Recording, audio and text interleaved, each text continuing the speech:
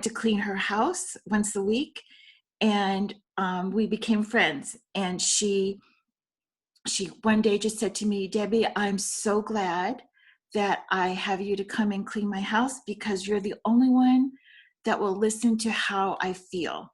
And it's not that that's not on me. It's just that God's how God got me started, and how she just poured out her heart of being afraid, of not being afraid to die, but sad.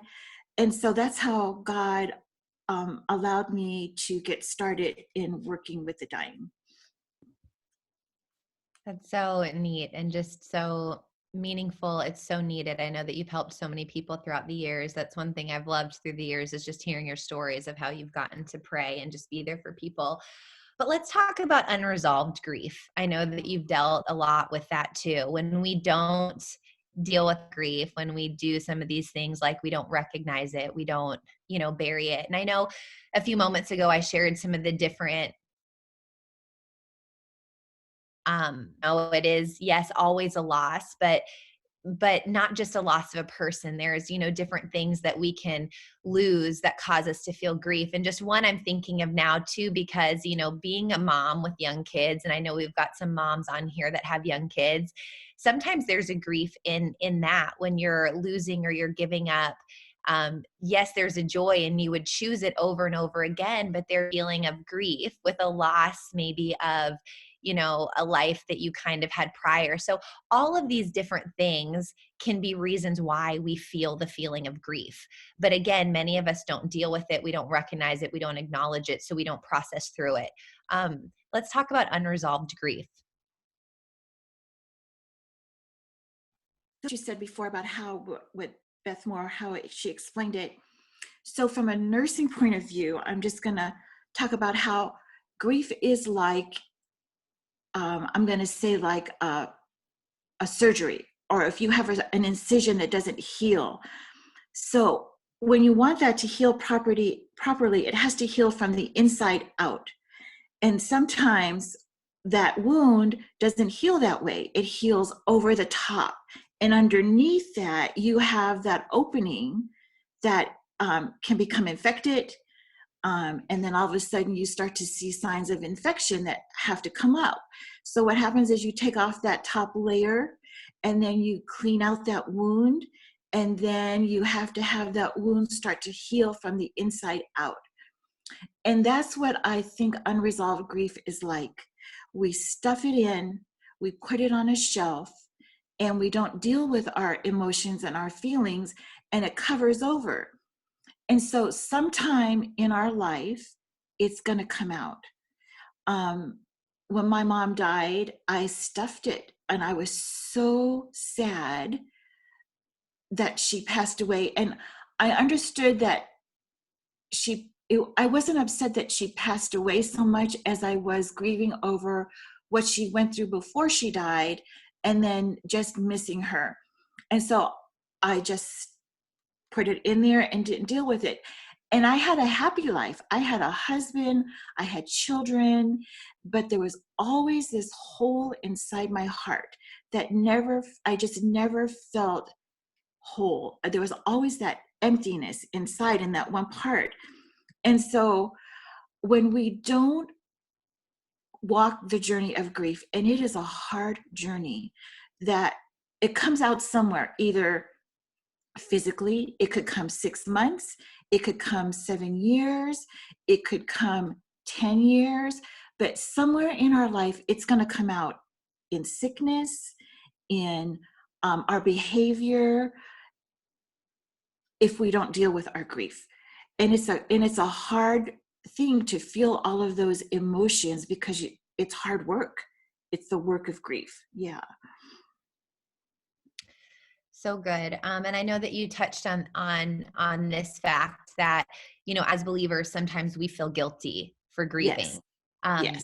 and that can be sometimes why we stuff it, because we almost feel guilty to open up to somebody else and say, this is what I'm feeling, or this is what, I'm dealing with. I also loved when you and I were kind of just talking about this study. You mentioned that grief is not the same thing as depression, but sometimes it feels like that. And Yes. so we can, sometimes confuse the two or wonder what we're feeling. Do you want to share about that a little bit?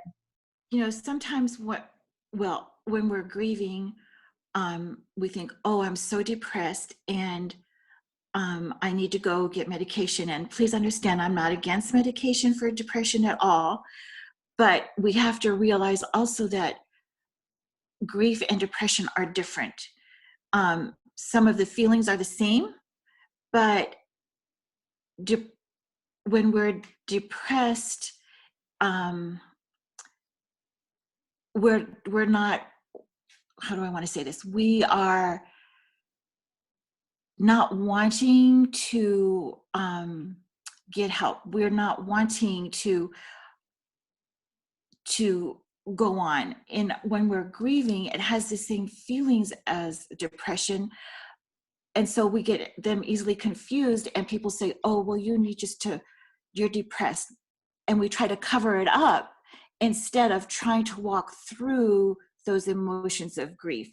Where if we do our grief work, then we find out that days will go by and that those emotions we work through and the feelings do get lighter. So depression and grief are different. We just have to realize that it is grief and we do need some to do the grief work to work through it. I don't know, does that make sense? It does. And I like that you say that you call it grief work, that we have to do the work. And I think it's important for us to note and to recognize that processing and dealing with these emotions does require work and it requires effort on our part. And I think that Mhm. sometimes that's the hard thing where it feels easier to stuff it. It feels easier to not acknowledge it or to do that work, to deal with it, to allow yourself to process through it.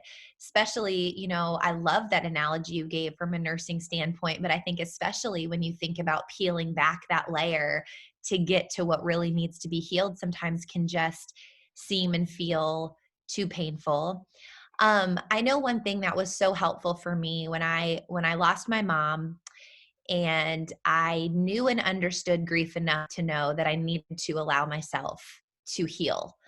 But I had 4 little kids. I mean, little kids. I was at some of my mom's oncology appointments with her, and I would go pump in the car because I was still nursing our youngest. I was still nursing Jace. And so there was this demand. I mean, I was in a very demanding motherhood season. So there would be times where I could just feel the tears on the back of my eye. And yet I've got little kids asking for snacks and for, just different things. And so it felt hard to figure that out. You were so helpful for me during that time, but there were so many things that you talked to me about that were normal parts of grief that allowed me in the moments where I could process. I mean, in those times, I did feel like I had to compartmentalize a little bit. Like, Yeah. okay, yes, I need to be here to get my kids food, but I'm going to allow myself some time later today to deal with these emotions that I'm feeling. That was something that you had shared with me, but you kind of talked me through just some things that were normal to feel. And as I was going through these first 11 verses that we read here in Psalms 102, I think that so many of the things that he's really talking about are those very normal Mhm. things of grief, where we feel like, God, do you see me? Do you hear me? Because it feels like you don't. Where you wonder, God, did you allow me to go through this because you're angry at me, because I did something wrong? Um, where we feel like just our days just come and go. I know talking to people who've walked through grief, that seems to be a very consistent feeling, like, how does time just keep going on? And here I am, feeling stuck. And yet normalcy is just happening all around me. And I feel like my world has completely changed, and yet everybody else around is still carrying on normally. That ache that we can just feel deep within our gut, where our heart is damaged. We feel like we can't eat, we can't sleep, we're alone. um we just cry, and all of these things that he says, I feel like are very normal parts of grief. Are there any things that any, different things that you want to add to that for someone who's grieving? When we're talking about it's hard to recognize it sometimes. What are some things that we can recognize? A lot of um, things are grief is, it's called the lethargy of grief. You're tired. You are very, very tired. And you think, oh my goodness, I can barely put one foot in front of the other. You sleep, but you're not rested. Sometimes you have take on symptoms of the person who passed away, like my mom died of breast cancer. And so you think, oh my goodness, this hurts, do I have it? That's a normal thing, to think, oh my goodness, am I sick now? Grief is lonely. Grief is very lonely. You feel isolated. You feel restless. You can feel, you have dreams.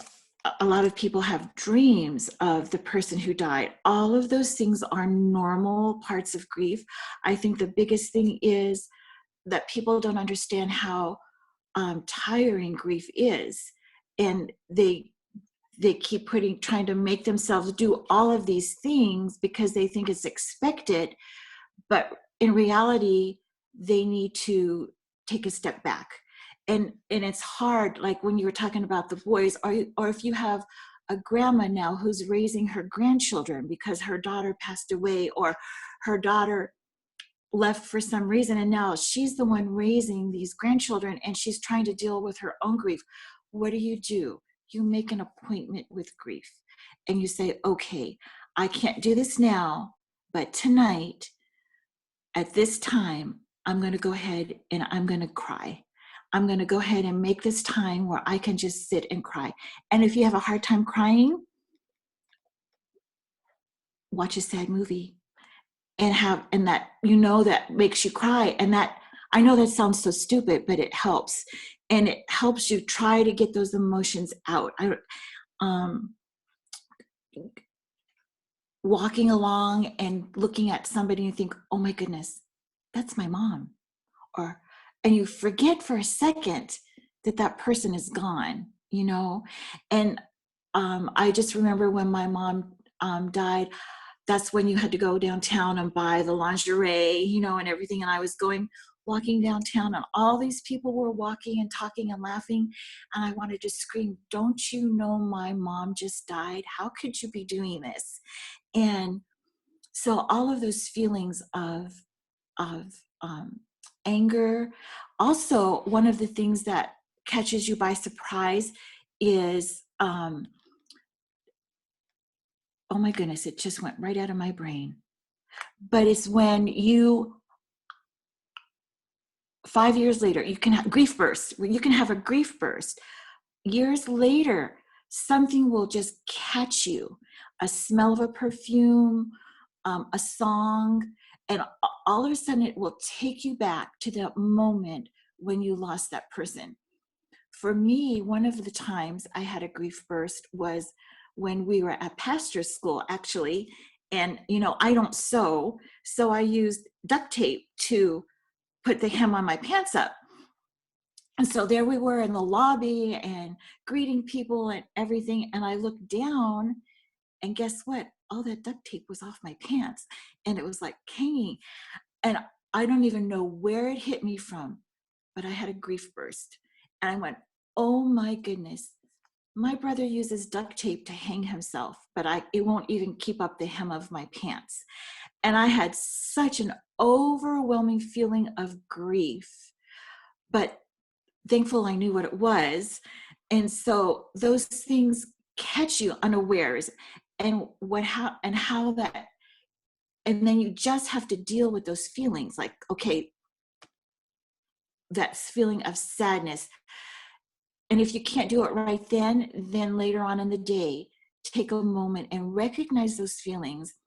As time goes on, those grief bursts get less, but you do still have them sometimes, always, for the rest of your life, I think that's so helpful. I love that you said make an appointment with grief. I think that that's a phrase we need to hang on to and remember for whenever either we are walking through something very difficult or walking alongside somebody else who is, because you know we can't always just walk around with our grief hanging out all the time. I mean, Right. it's just not doable.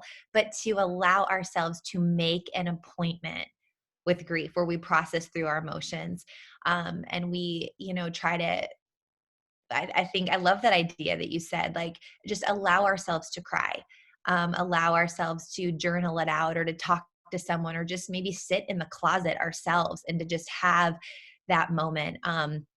And I love that about grief bursts. I think that's so helpful. I do remember for me, I had a coffee pot that my mom had given me, and about 2 years after she had passed away, I went to make coffee and it wouldn't work. And I just was trying so hard to make it work. And I was like feeling this gripping in my chest that this silly, ridiculous, it wasn't even super expensive coffee pot was broken. And it was just this reminder of, okay, like this was from her. And I just remember walking in the garage and losing it and just needing a moment to just cry all over again. And that, yeah, just that grief burst. And I felt like I'd been okay Mhm. for a little while, and then it just kind of hits you out of nowhere. Before we go to our groups, I think it's so important for us to talk about this because, again, not everybody is in a season where maybe they have walked through grief or, they're carrying around unresolved grief, but we are around people a lot, and even honestly, in what we are all walking through with this pandemic that we're living through, there is grief of people who have lost jobs or been cut back from their job and their income, and their life has changed, and just even all the changes that this has brought, there is grief. So we encounter people that are grieving, we encounter grief ourselves. What are some ways that we can support other people well? I think we've kind of hit on some of the things that as believers, as Christians, sometimes we fall into these habits of just wanting to say the positive thing, of wanting to say the uplifting thing, of needing to have the answer. But how can we really, as examples of Christ, how can we be there to support and love people who are grieving well? I think that some of the things that we can do is I love this concept of companioning the grieving. Rather than making things better or trying to fix things, you walk with them on a journey. You become their companion in grief. And it's about being present to another person's pain. It's not about taking the pain away because that pain we can't fix. We can't take that pain away. We can't take the pain away of loss or of disappointment or, you know, when you are working so hard to keep your house and you lose your job and you've done everything, you can't fix those things. And people don't, and when we're in that situation of hurting so badly, really we don't want people to fix it. We just want somebody to be present, you know. And so that's one of the things that we need to help us remember is that we can't take that pain away. They're not expecting us to take the pain away. They just want us to be present in their pain. And also to be able to go with them on the journey. And it's about realizing that we are not responsible for them to find the way out. They have to do that grief work. We have to do that grief work. But to walk with them on that journey while they're working through those emotions. And then it's about listening with the heart and not the head. When they're sharing their heart, your head is thinking, okay, well, I could do this and this, when really we just need to stop that for a minute and listen with our heart. And it's about um bearing witness to the struggle of others, and it's not about judging or directing those struggles. I think my biggest the biggest thing that my heart just so wants is that safe place, to provide a safe place for a person that is hurting to be able to come and share how they feel. Debbie, I'm so disappointed that God did not heal my mom. I fasted, I prayed, I did everything, and it didn't work. They died. And so what do you say? There are no words to say. You have no answers, but when we provide that safe place where they can come without judgment, um, and even their anger, being around somebody in grief who's angry is not easy, and it is not fun. And so, that's a hard place to be. But when you allow them that time and place to get it out, it lays the groundwork for God to come in and begin a work of healing. So when you're providing that safe place, the more that person is allowed to tell their story, the more their heart heals. And so you might listen to their story 3 or 4 or 5 times, but each time they share their heart and tell their story and how they feel is a time that allows them to get all of that out so that they can process a lot of those feelings. And I'm not saying that there are not things that we can't do. One of the things that meant so much to me was when one person came up to me and said, Debbie, I'm going to be praying for you every Tuesday morning. Just know that every Tuesday morning for the next 6 months, I'm going to be praying for you.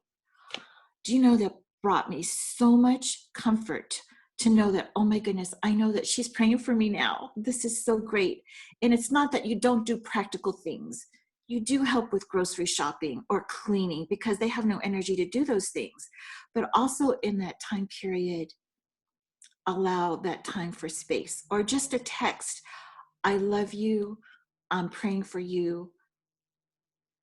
I didn't forget you. Or, just to let them know. So those are just some of the things that maybe we could help do when we're walking along someone who is grieving. I love all of those things. I think those are great examples. And what I know I've heard you use this phrase before, and you called it the ministry of presence. And I Yes. think that that is what we are able to offer people when they are walking through a hard time is our presence.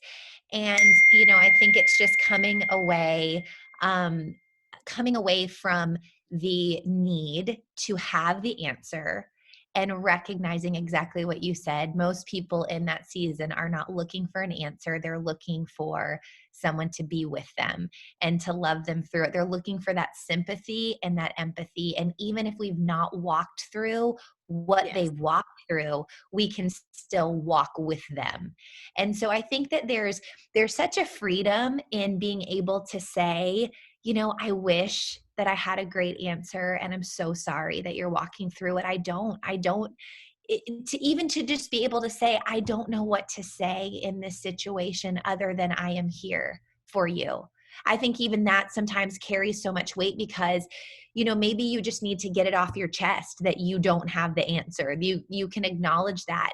And it might feel awkward. You might have to fight that feeling of, I want to tell them this, and I'm not there is a time to give scripture, but I think we also need to pray for wisdom and discernment. God, lead me. The Bible says that we can be spirit led. Lord, lead me in this. Do I encourage them with the scripture, or do I simply just say, I'm here? I'm here and I love you and I'm praying for you and I'm sorry.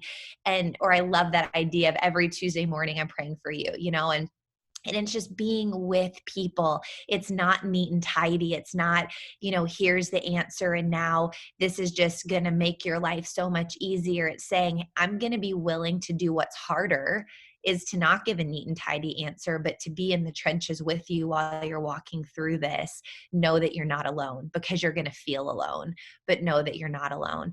And to be okay with that awkwardness of, I wish I could fix it and I can't. Because if you're a fixer, I'm a fixer. I like to fix things and I like to help people find answers, it can be awkward. And I want to just say this real quick. Joanna sent a message through, and I think this is a great idea. So ladies, think about this. Instead of going to groups, and Miss Debbie, if you've got time for this, I'd like to do a question and answer time, that if you would like to ask a question, that we end at 11. So instead of breaking off into groups today, we'll take a few minutes to answer some questions. Miss Debbie, are you available to stay Sure, with us and yes. do that? Okay. So think about any questions that you might have, and we'll do that in just one moment. Let me just finish sharing this one thought about, it's just recognizing that awkwardness and just recognizing it. I feel awkward. I feel awkward that I can't fix it. I feel awkward that I don't have an answer. Don't pull away in that awkwardness.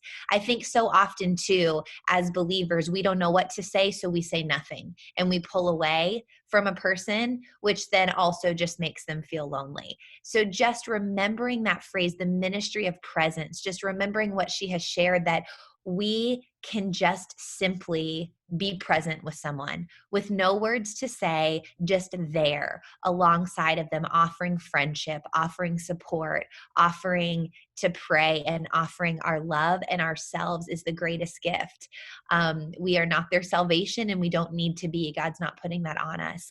But we can recognize our own grief, we can deal with it, and we can walk through it. I have Miss Debbie's permission to say this as well. So I have called her Miss Debbie for all these years because at 19, when I moved out here, I grew up in the South. I never addressed an adult by their first name. So even, if someone was older than me, I was always taught you do not address them by their first name. So she has always been Miss Debbie to me. So now even all these years later in this setting, I still call her Miss Debbie. So she is my Miss Debbie. You can call her whatever you're wanting to call her, but she has graciously agreed for me to offer this. If any of you are needing someone to talk to or resources, she has got so many amazing resources on grief. And I'm telling you, these are resources that have personally helped me, but she can point you in directions of things that you can read and do some of this grief work to help process and walk through. Make sure that we can get her contact information, but she's a great resource. And a lot of times I do send people her way because I know that this is her heart. This is a ministry that God has placed on her. And she's walked this journey with many others. But I'm going to go back to gallery view. And if you've got a question that you would like to ask in this forum, I don't see the chat, Joanna, so I don't know if people are chatting on there. But you could either, I guess, raise your hand, or if there are already some questions, Joanna, do you want to read them? It's at the very bottom. Well, I asked a question. I said, when grieving the loss of a relationship, do we go back and talk to that person, or do we just deal with it on our own?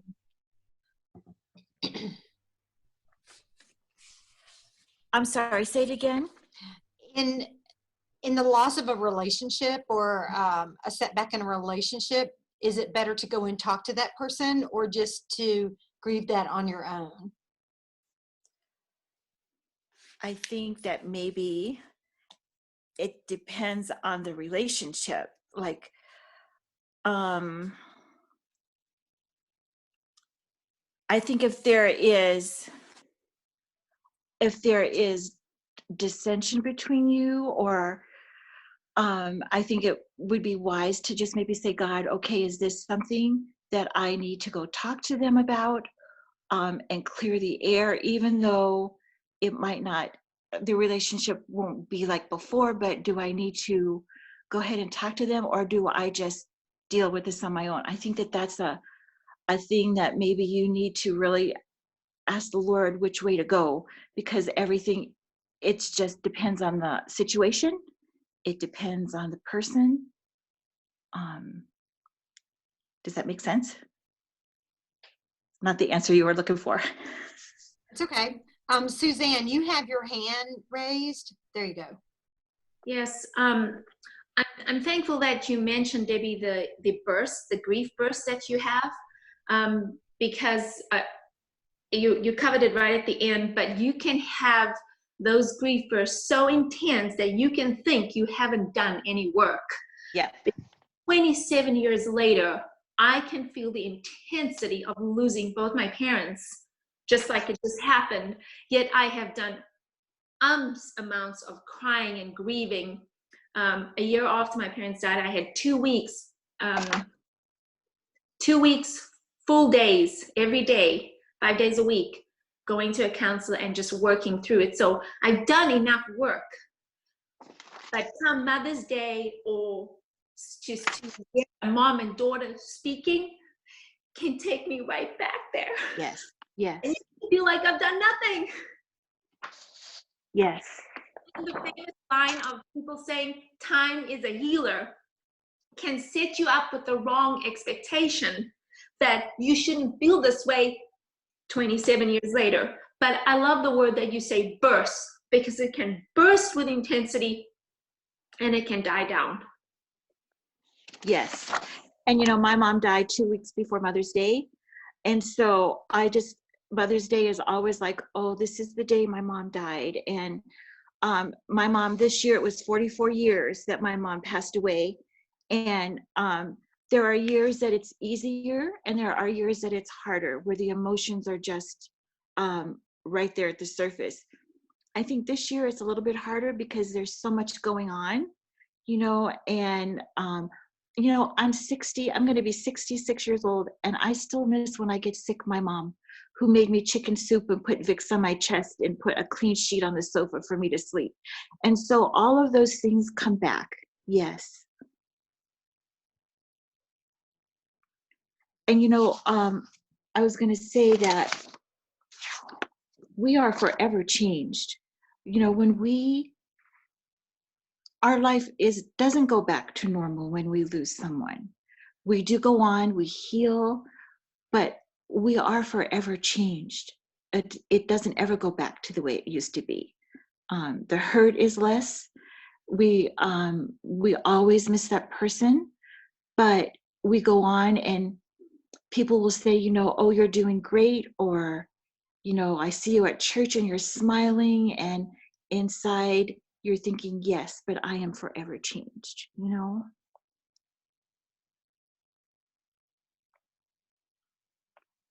Is there another? Y'all can either go into the chat at the bottom, or it might be on the top of the right side of your screen. It's like a little cartoon verbiage thing, or you can just raise your hand and I'll unmute you. Carol, you're gonna have to unmute yourself. There you go. Gotcha. One of the things I learned a long time ago, and this was from a Jewish man who said in Jewish history in Old Testament times, when you met someone who was grieving, you never spoke until they did. And if you think about Job's friends, they sat around for 7 days, I think it was, before Job spoke. We don't have to have big words to say to anybody who is in grief. They just need to know that we're there. Yes.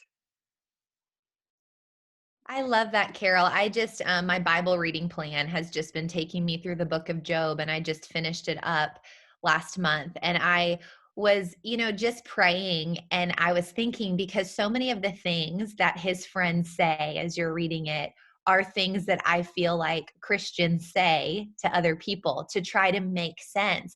And I was praying about it and just like, Lord, what is it in us that is always trying to make sense of the things that we go through in life? We're always trying to make it more neat and tidy. And I think that sometimes because we have this faith in Jesus, and yet he has prepared us that we will face hard times. We will face challenges. There is suffering, that we walk through, and yet we're always wanting to make it neat and tidy. So his friends sat around trying to make it this neat and tidy, trying to give answers.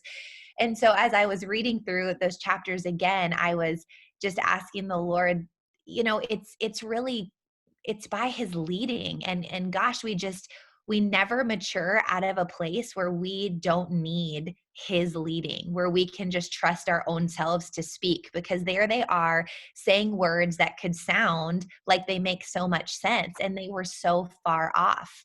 And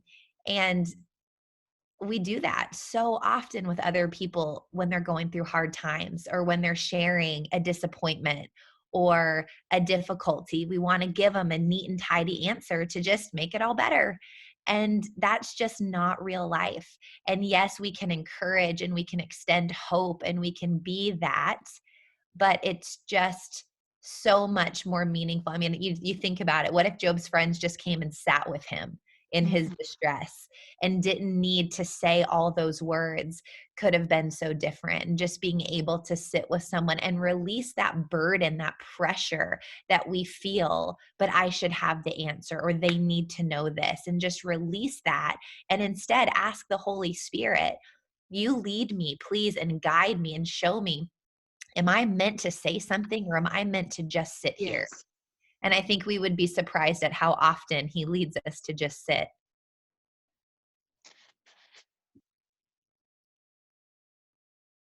Elaine, is that you raising your hand?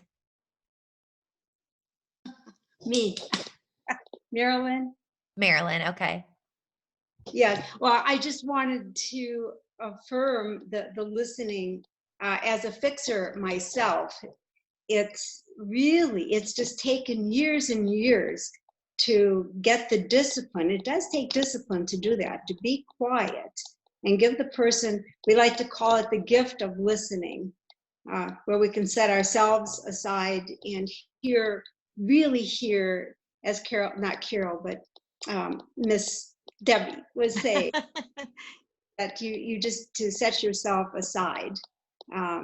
It's such a gift to give people, and it is what they need. I mean, I don't know if we even had the answer, if they would be in an emotional place to accept the answer, to hear it. So the gift of listening is really important. And the other thing, I just share a quick story about a grief burst. I had been divorced for 3 years, my first marriage, and I had not grieved the loss. I was the one who wanted the divorce, so I was kind of joyful that I had that. But I realized I had never grieved the loss of that marriage, and it was a loss. So I was on the phone, sorry about the phone. I was on the phone talking with the sister of my ex-husband, and I felt this emotion wanting to my toes, that I wanted to cry my head, but I couldn't on that conversation. So I said, Lord, to myself, I said, Lord, I'll cry, but I can't cry now. We're going to the movies. I don't want my face all swollen. So anyway, later at the movies, it happened. Hero of the movie, Richard Dreyfuss, looked just like my ex-husband, and he died in the movie. So my grief started with little tears trickling, and it ended up sobbing in my lap in the movie. So that was definitely a grief moment. So this right here. Elaine or Kayla. Now, Yeah, can you Elaine. hear me? Yeah, Elaine, go ahead. Okay, here's my question. What is your favorite book to recommend to people for the grieving process? And the second part of it is Kubler-Ross has written the 5 things that you need to go through, the anger and the acceptance. And I'm wondering how you feel about that. I think that book is a great book, but it's not as neat and tidy. Like everybody who reads the book says, okay, I'm in this stage, and this stage. And then all of a sudden they're back in the first stage. And so it gives a lot of good information, that book on death and dying. That's the very first book I read. But it also is just so people realize that it's not neat and tidy, like the book says. It gives good information. My favorite grief book is by Alan Wusfeld. It's W-O-L. Hold on one second. I get a lot of my stuff from him. I've been to a lot of his seminars that are amazing. His name is Alan Wusfeld. It's W-O-L-F-E-L-T. And he actually wrote that book, Companioning the Grieving. And he also has I'm right. books on grief, Companioning the the grieving. grieving. Mhm. Okay. He also has books on grief. Um, Going through grief and the loss of a child, or traumatic grief, which we didn't talk about. But when you lose someone in a suicide or an accident or something that's a shock, grieving, that grief is so much more intense than um, when you're walking through someone in the dying process of losing them to cancer, because you have that shock you have to deal with also. We have a few chats. Thank you. So Kayla said, my favorite memory is sitting with my friend after a miscarriage and eating raw cookie dough. Oh, And we made some cookies too. And she said, sometimes you do have to take a baseball bat to some pallets to get the anger out too. That's good. Yes, know and what? acknowledging that anger. Go ahead, Debbie. Oh, I was going to say, with children, we did anger bags, because what do you do? A child doesn't know how he feels, and he can't express how he feels, but he doesn't know what to do. So we did like anger bags where they can have stuff in there. Like we had one of those squeezy balls, and we went out and tossed balloons at the wall, of water balloons, just so that they had a constructive way to get some of that anger out, because they don't know how to do that, how to help them. And so we did like little anger bags for them to help them be able to process that anger without punching another person or acting out against somebody else. So I just wanted to share how, whether you do a grief group or find a person that you feel safe with, when you are working or walking alongside someone like that with going through grief, where do you see the difference from the first time that you meet with them, and as your relationship goes on and you are walking with them on this journey, to see them healing is an amazing, humbling process. To know that God is using you to help restore their heart is so humbling. But to see, we would see, I did the adults in the grief group, but the children. So I say, how are your children doing? At the beginning of the group, they're getting sent home from school, they're flunking, they're not sleeping, they're wetting the bed. Halfway through the group, I didn't get a note from the teacher all week this week. They're not fighting as much. They're not crying in their sleep anymore. So the work that you are putting into walking with that person in the grieving process, whatever the grief is, in a divorce or the loss of a job or losing someone, it's worth the work. It's so worth it to be able to be part of a process that God is helping restore their heart.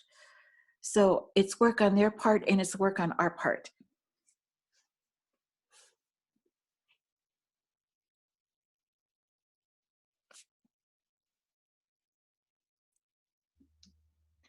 Any other questions? Carol mentioned that her favorite book is Good Grief by Granger Westberg. That's a good book also. And Diane Mannix, I think, has a question. Well, I just wanted to share something that I have learned through grieving, is that not only does everybody grieve differently, but we can grieve for different people in different ways. And it's a learning process. And you just, when my youngest sister passed away, it was like God took and knocked my knees out from under me, because we talked all the time, and we talked about God and we talked about all that. And I knew that I did not know that she was suffering. I didn't know. My sisters, my other two sisters, said they knew that once she was healed from stage 4 throat cancer. And because they didn't think that she would survive, they over-medicated her. And when they tried to wean her off the medication, she still had a lot of pain and resorted to alcohol, which I didn't know. And I had never been exposed to alcoholics, which my other two sisters both married husbands that had dealt with that. And so I felt responsible that I didn't acknowledge that I didn't. And her husband was an ex-alcoholic, and I kind of blamed him that he couldn't help her. Couldn't he help her? He had an Alcoholics Anonymous group. So it was a little hard. But when I couldn't go to the funeral because I didn't, we had planned a family reunion 2 months later, and I knew I was going to be there with my family. But I was afraid of my brother-in-law. I didn't think, I hadn't forgiven him yet, and I didn't want to make a scene.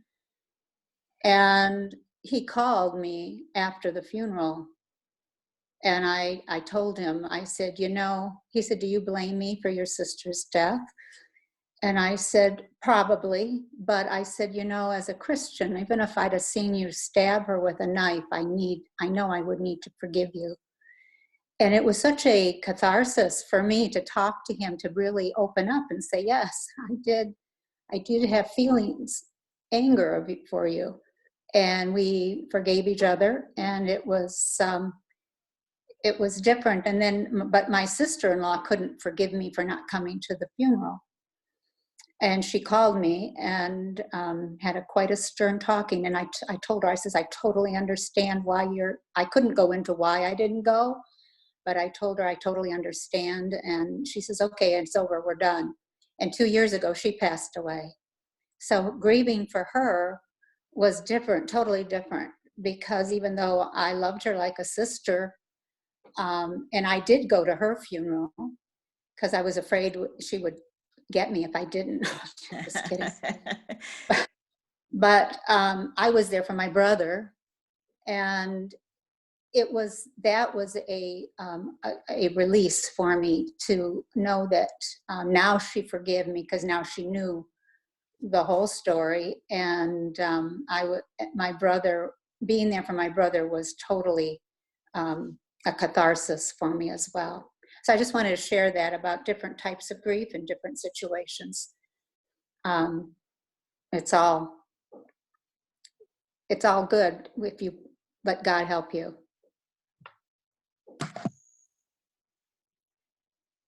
Debbie, is there anything you want to say to that? I'm sorry. No, I just didn't know if there's anything you wanted to say to that. You know what? And that's so true. Because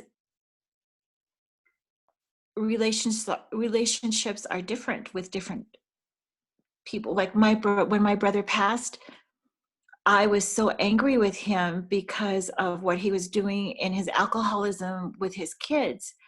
And I called in, wished him a happy birthday, and said, Gary, I'll call you later. But in my heart, I was angry with him, and I never called him. And then 2 weeks later, he committed suicide. And so you have that, and in that, for me, I had to learn how to forgive myself for not following through with that phone call. And the Lord did a miraculous thing for me in that, in healing my heart. Because grief by suicide is just different, but it is where you have so many different relationships, and the grieving is different for each relationship, and that's true. Mm-hmm. And I love just in, Diane, you hit on the fact that it is all different. Debbie, you had mentioned it earlier with not judging somebody else's journey, just being there. And, what might have been true for our journey, it might take somebody longer in theirs, or it just might be different. And so we can be there for each other. We can, offer ourselves in the process. And so, and just extending grace and love, because, truthfully also, you never know when someone might have a grief burst, or when something might spark a memory or just spark a day. And that might not make sense, because nothing about grief is neat and tidy. Nothing about it is, is just predictable. And this is what, there are definitely common feelings, common things that, allow you to know that it's normal how you're feeling. But it's not just neat and tidy. And so being able to be there, I love that we were all able to be together this morning. Debbie, thank you so much for just sharing your wisdom, your expertise, knowledge. You have walked so many people through this process. And I know that's your heart. And we all experience it. Some of us we've walked through it, and we've done it the wrong way. Some of us have done it the right way. We all will find ourselves in times where we feel the grief. So being able to recognize what we're feeling and finding that person that we can, have that safe place with, to say, I just need to be able to share my heart. God created us for community. And so we need that. And not isolating in that. And then we are extenders to other people. So knowing that we are around people that are feeling those things, whether it's facing a diagnosis, whether it's facing a loss, facing a disappointment, we're around people that are experiencing grief. And so how can we, continuing to pray that God will allow us to be that safe place for other people too, if they need it. And being able to be with people, releasing that pressure of needing to have all the right answers and needing to fix it, and just being able to settle ourselves in that ministry of presence. I think you gave us so much great information, Miss Debbie. So thank you. This psalm really lines it out. And just again, ladies, that reminder that God always is our safe place, and that He has created us with all of these emotions, and they are not bad. Some of them are difficult to navigate through and hard to deal with. And yet we've got to do the work to deal with them, because that's what makes us healthy women. That's what makes us whole. That's how we are able to be the women that He's created us to be, is that commitment to, I'm going to do the work to get myself through these emotions so that I can be whole. I just want to end with another verse, and it's Psalms, it's 118, and I'm going to forget the actual verse part, but in the Message Bible, it says, when I brought all of the pieces of my life before the Lord, He put them back together. And so that's the safe place for us. When we feel the fragmented pieces of whatever it is that has caused it, we bring it before the Lord, and He knows how to put it back together. And so we process through our emotions so that we can be healthy, remembering that we are a body, we are a spirit, and we are a soul. We've got emotions, we've got a physical body, and we've got, our spiritual selves as well. And it's not enough, Debbie mentioned those layers. It's not enough to just ignore the emotional side of our lives. It's not enough to do that. God wants us to be healthy in all of those areas. And that takes time. It takes a great community, and we can be that. We can be that for each other. And so if we can, yes. Hey, Allison. Yeah. Suzanne had something else. Okay.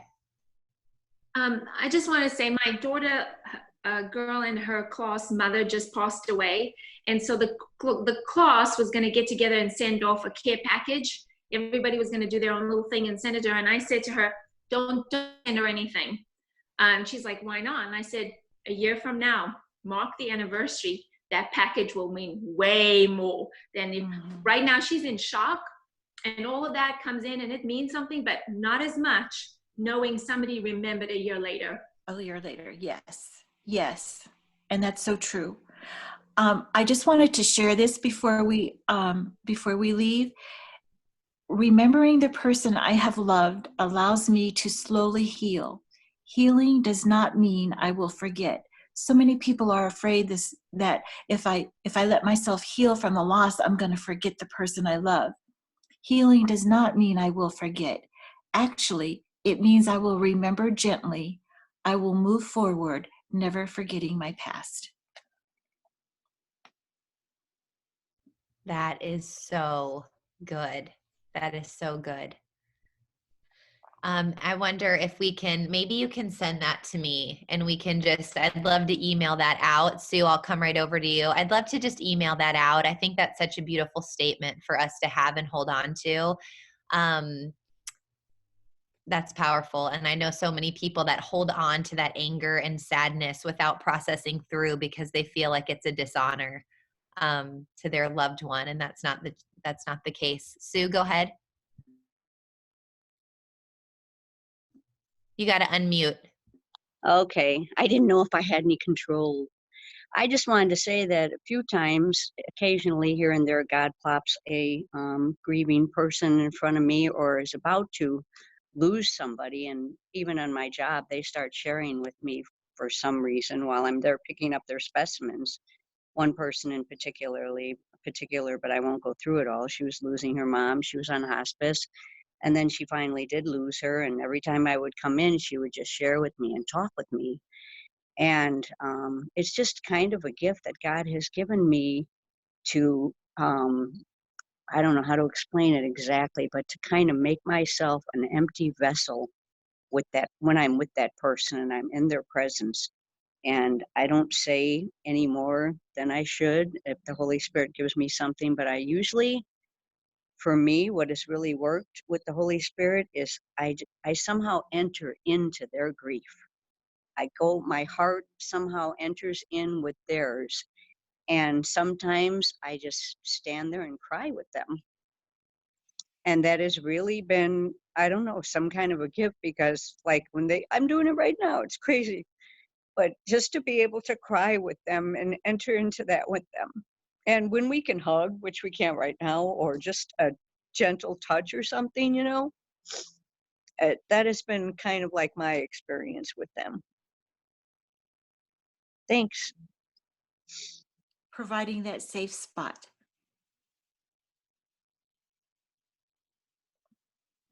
And lastly, I thought I saw one more hand along with Sue's. Was there one more person that wanted? If so, just go ahead and unmute yourself. Maybe I didn't. Okay. Oh, Janae, go ahead. I feel like in this quarantine, it's been so healthy for me because I've been able to face my grief very head on. I'm grieving the loss of a relationship. And I feel like in the process of so, my heart has just been like cracked wide open, and it's been like a beautiful process just getting to like process that each and every day with not only my sister, but just with the Lord and everything. But I feel like now that we're wrapping up this time of quarantine, like businesses are starting to reopen starting this weekend, and we're starting to get back in the hang of things. I'm finding myself getting anxious, like at the thought of going back, because I think I've created such a safe zone and like a safe place of not having to be anywhere and not really having a lot of expectations on me, and just slowing down and really just like taking this time to grieve every day. But now that I'm realizing like, okay, it's time to kind of face reality again, and I'm going to have to go back to my normal busy schedule, I think I'm just finding myself worried and almost dreading it, which I hate. I don't want to dread that. But I think I just feel fearful of going back to that normal schedule where I'm not going to have as much time to do that and feel that. Like, I think my heart just doesn't feel ready. Do you have any advice on just how to like prepare for that, like going back and just facing reality and getting back to the busyness and being there for other people and everything? Yeah, if that makes sense. It makes sense. I think that, and I think even just when we are grieving and we have to go out in the world, we have to live our lives, So I think, one, don't put too much expectation on yourself to be able to go out and have to do all of these things, because you can't. So you have to give yourself permission to say no, to some things that you maybe would normally say yes to and not feel guilty about it. And know really that at the end of the day, you're going to go back to your safe place. You're not, your safe place is not going to leave. It's going to be there. And that as you're going out and you're, and also know that the Lord is not going to be bringing more things on you than you are ready to handle.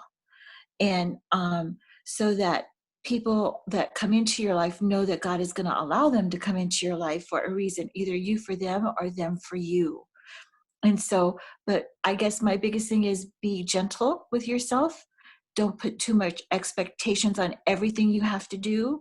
Yes, you're going to need to go back to work, or yes, you're going to need to be doing those things, but don't be afraid also to say, no, I'm so sorry. I can't do this tonight, or tomorrow I cannot, because you'll know when you're ready. But know that always your safe place will be there when you come home, and God is with you always. And I know you know that, but he will be your safe place as you're going out. And I think it's the anticipation of what it's going to be like.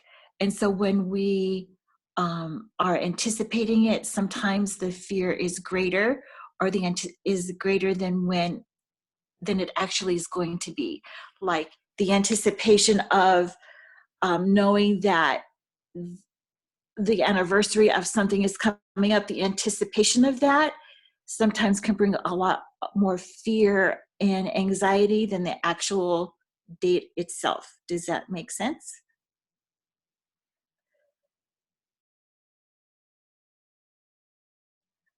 That help a little? Yes, it did. Thank you so much. So good. Are we able, Debbie, to put your email address in this chat thread? Yes. I'm really not actually on my email very much. Okay. But yes, but a text would let me know, or I could give you my phone number and a text. And I can give my email and just let me know that you Whatever's emailed better me or for you. something. Yeah. I think a text would be better. I'm never on my email. Okay. So yes. So I did have privately if they were able to have, just contact information. So we could just do it that way. Maybe if you would like her contact information to send a text, you can just go ahead and message that and we can send it to you. Again, thank you so much. I know we went over today, but I think that this is just so needed. And so thank you for your time and for sharing. I just want to end out by praying for all of us. And let's just go ahead and we'll pray. Father God, thank you so much. Lord, thank you that you lead us and you guide us, Lord, so graciously and lovingly. Thank you that you have not only prepared us that we will face hard times and seasons as we live on this earth, God, but you walk us through each and every one of them. You are the God that is right by our side, Lord, and you have said in your word that you are near to those who are crushed in spirit, and you are near to all those who call upon you. You give us verses that remind us that you are with us in the fire, and as we walk through the storms and the flood, that you're right beside us. And so, God, as we face hard and challenging times, I pray that we would be reminded that we are not alone, that your presence is always with us, loving us, strengthening us through, and offering us healing. Lord, I pray for those right now that are sitting, God, with some grief that they're carrying. God, I just pray that you would faithfully walk them through to the place of healing, God, as they acknowledge and do the work, Lord, that you would draw them to that place of restoring their heart and putting it, God, back together, Father, of restoring joy to their spirits, God. I pray for those who have lost moms this weekend, God, as we are heading into Mother's Day weekend.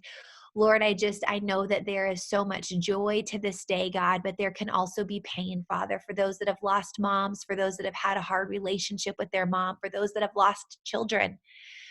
God, I just pray that your presence would be sensed, Father, that your healing would be given, Father. And I pray that we would be sensitive to those around us. God, I just pray that you would help us to be extenders of your grace, that you would lead us by your Spirit. That is an amazing concept, that as your followers, as your daughters, we can be led by you. God, you can give us discernment. And Lord, I pray that you would do that. Give us discernment as we are around the people in our lives, God, when to say things, Lord, and when to just sit, when to be there and offer, God, just our presence and love and prayer and support. Help us to grow in this so that we could be better, Father, extenders of your love to those around us that are grieving. Continue, Father, making us more and more like you. I pray that you would do the work in our hearts and lives that only you can do.